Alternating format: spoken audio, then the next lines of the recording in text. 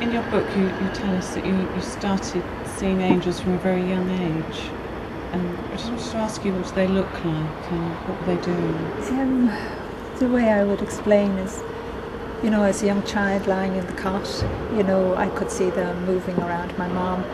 They were smaller than my mom, but bigger than me. And how could I they just shine so much. They were like beautiful bright lights, beautiful colours, but yet I could see a human form within them. They were giving me something for me to recognise, and I was all the time stretching up, to touch them, but I couldn't. I never got close enough for me to do that. And at that time, I didn't know they were angels until I got older.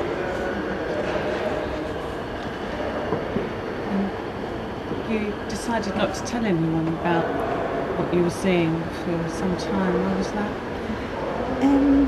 That happened because the angels told me I wasn't to. As a young child, when someone tells you, an adult would say you have to keep a secret, and the angels told me I had to keep it a secret and I wasn't to tell anyone. So I actually did. Like, I was very young, innocent, so they said to keep it a secret, so I did. And did you ever find out why they thought you should? I did. I got understanding as I got older through different things that they had said to me. You have to remember, when I was a young child, I was considered retarded because I suppose I was watching the angels all of the time and playing with them, and they were my best friends and companions, and they actually have taught me everything. But as well as that, I had learning difficulties. I was dyslexic, and in Ireland way back then, people didn't know. I don't think they knew about that. So if a child then was slow in any way, they were considered retarded and just put in the back of the class when you're at school, and no one took any notice of you. So, but I had the best teachers. It doesn't bother me one bit. And that was the reason. Because at another stage, one of the angels had said to me, and my parents had said it, and I had overheard it being said, that how lucky I was, that I wasn't, what they would say, locked away or put into an institution, because that's what they did then. The angels gave you a lesson? They were protecting me. That's what they were doing, and I can't complain. They have actually taught me everything. Sure, look at me now, what I'm doing. When I was even a young child, they told me I would write, about the angels and about God, and as a young child I didn't kind of take much notice, but then when I got older and they said it now, I really gave out, and I laughed because I said, I can't read or write properly, how on earth do you expect me to write a book? But they said plenty of help would be sent, and it's unbelievable, all the miracles that have unfolded since the moment I started, since the moment I said, okay, I will do it. Do you think it's been your life's mission to do this work? It's part of my mission. You have to remember, each and every one of us have to live life, and we have to live it to the full. And one question people are always asking me, and a word I hate, I don't like to hear it, and that is, what's my destiny? But your destiny is to live life every day, and it is to look and see what's actually happening in your life. And sure, I've done loads of things in my life. I got married, I worked, I have 4 children, and now I'm doing this, but I was doing loads of other things in between. The thing is to actually live life. That's what God and the angels want us to do. That's how they guide us. They're guiding us every day to get up out of bed and, stretch yourself, do whatever you have to do every day and enjoy it, because that's actually really the important thing. When I was at a prayer meeting, and the angels had told me that something very special was going to happen, and I know in the book I try to explain as much of what happened. It was, all as I can say, one thing is that it was unbelievable. You know, I remember going into the room where people were gathering, and the angels literally stuck my feet to the floor, so I couldn't go over and sit down beside my husband Joe. And then when I eventually did, you know, and the room was just so full of angels. It was, I would call it enthroned. There were so many angels there, you know, and then just, it was like a mist. It was white. It came down and all over everyone, every particle of the room, and it was purifying. And then God appeared in the midst of it, and he was just beautiful. It's so hard to describe. All as I could say was he was dressed in white and perfect. There's no human being could be that perfect, if you know what I mean. He was just so perfect, and his eyes were just so full of light, you know, they held the essence of life in them, you know, everything. And his hands and his feet, you know, I could see just his toes peeping, you know, and the colour, I would say they looked gold. Sometimes I find it very hard to describe colour and the light coming from his hands. But the most wonderful thing was, you know, everybody fell into deep prayer. The whole place became silent, you know, like as if, you know, the power of God had just calmed them all, and they were all praying silently, you know, and nobody moved. You know, it's like as if, in a sense, really, they weren't even breathing, but they were. And my soul was jumping with joy. It was, I can't explain that. I could stay in the presence of God 24 hours a day, or, you know, every second. And the thing is, you have to remember God does exist, just like we all have souls, and I'm afraid the angels exist, you know. And he moved around everybody. Now, there was a big crowd there, like, you know, and the chairs were kind of oval shaped, like extra people came. You know, you think somehow they knew, you know, that this was going to happen. And he touched some. He actually reached out and touched people. Now, I know it was only a few, and I know when he touched me, my soul just, I tried in the book to explain, you know, it just jumped for joy. But then when God was gone, you know, and everything came back, and everybody started to, you know, some people started to sing, some people just started to pray. Everybody prayed in their own way, but they all started to pray outwards, you know, no longer in silence.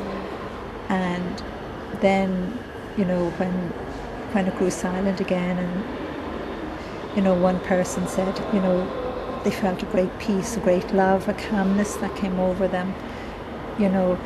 And I always remember this young man, you know, who said, did nobody feel God touch them? He was the only one. And I know the others that God did touch, because I saw God touching them. You know, I know they were afraid, and so many of us are afraid, you know, because we're afraid we'll be ridiculed or laughed at or told, go away, you're mad altogether, you know. But I pray for that young man. I thought maybe he was going to become a priest or something. So whatever he's doing in his life, I just ask that he keeps that faith of God inside of him, you know. I would love God here to come here tonight and among everybody. But I know he is.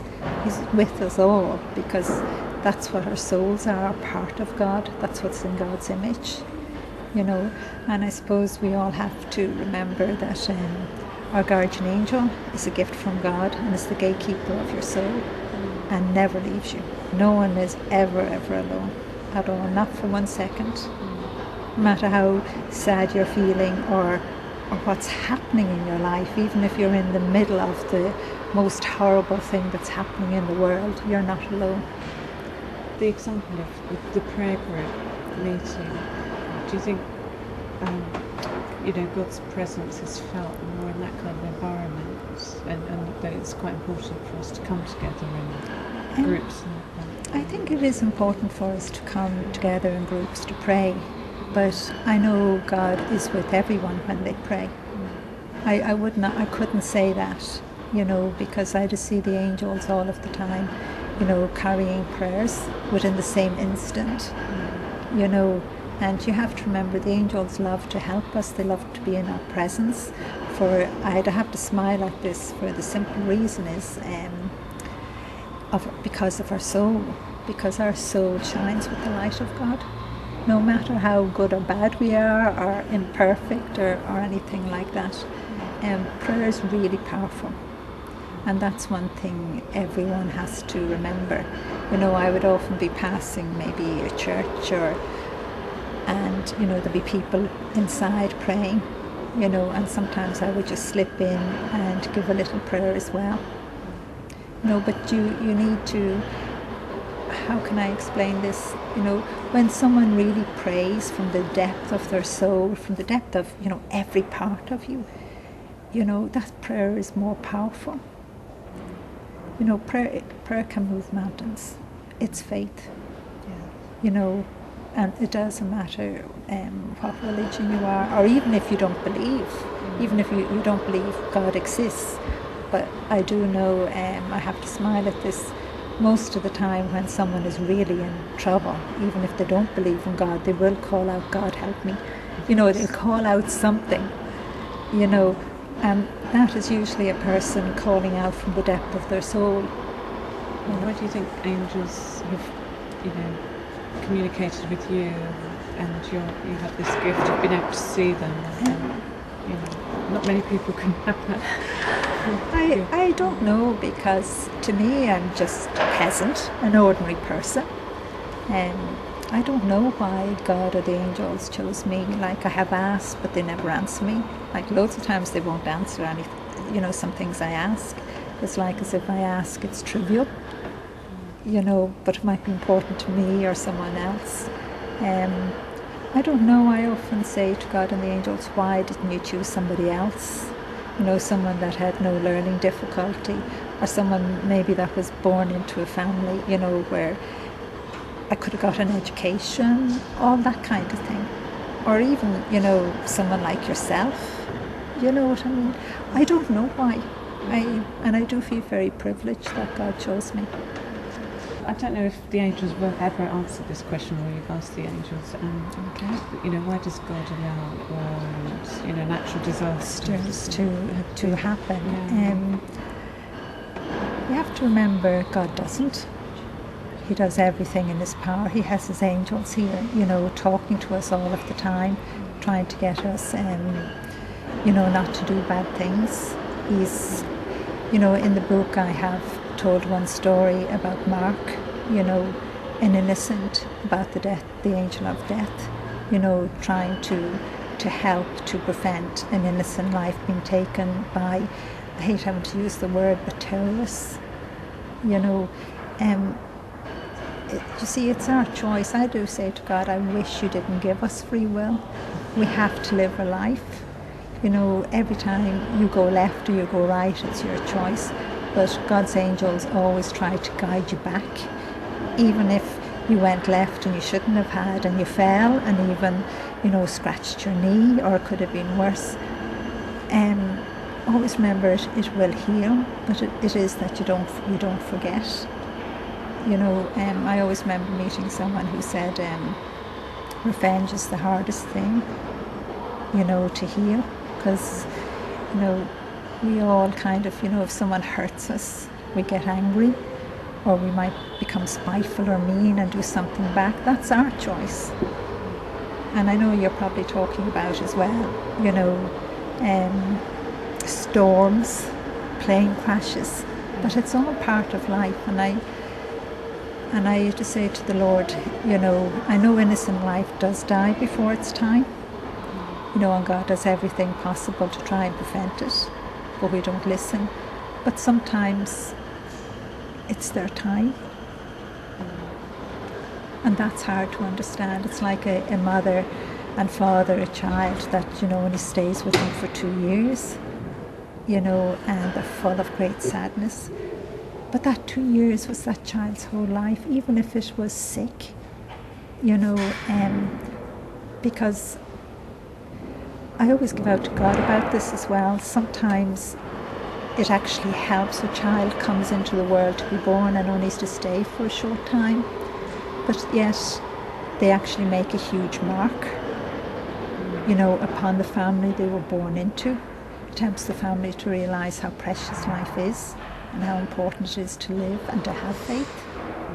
I have told a few little stories like that in the book to help people to understand. And I know if I lost a child in the sense of one of my 4 grown children, I don't know what I'd do. I don't know how I would cope. Even with all your knowledge. Yeah, because you have to remember, I'm all the time reminding God and the angels, listen, I'm only human. That hasn't made life any easier for me because the angels are there and because God is in my life. I have to smile, live my life. I still have to fall and cut my knee. I still have to go through all the same ups and downs as everyone else. And I know at times I would be told you shouldn't go left or you shouldn't go right, and I would just turn around and tell them, leave me alone, I'm going right, and then they would say to me, well, we told you not to go right, and I'd have to clean up whatever happened. But I would accept it because it was my choice. Okay. So what do you think are the main messages the angels want to share with everyone, through your book and the work you do? Well, they have given loads of messages. They have given messages to mothers who have lost children. They've given messages to mothers who have had abortions, or who have just lost a child. All of that. The book is actually full of so many messages. But I do believe the main message is, to remind us that we have a guardian angel and that we have a soul, and that we're not going to die and rot away in the ground, that we actually live. And that's absolutely, that gives purpose, to life itself. And they give loads of hope and loads of love, and they're giving courage to people to live life and to, in a sense, start to live life now, and to help people not to realise that it's only material things that are important, actually each other.